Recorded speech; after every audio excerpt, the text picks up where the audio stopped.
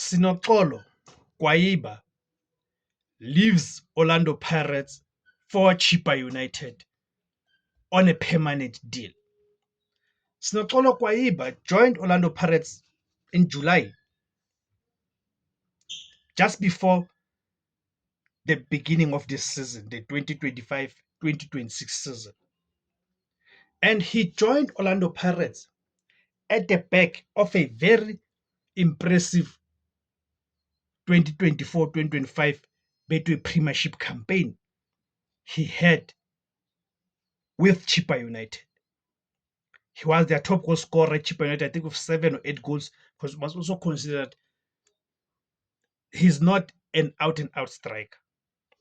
He is some sort of a number 10. That is Noxolo Gwaiba. So those numbers were impressive for someone playing for a struggling team like